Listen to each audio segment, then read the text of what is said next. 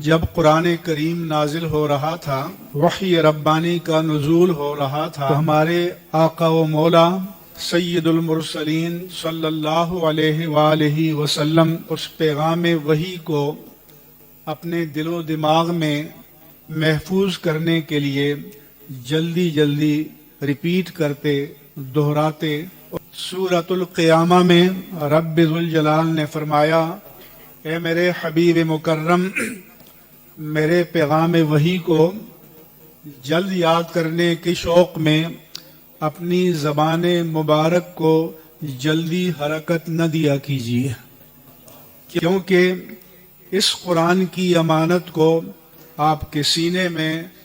आपके जहन में महफूज करना, महफूज रखना और इसे आपकी ज़बान मुबारक पर जारी करना, ये आपका नहीं, ये हमारा काम है।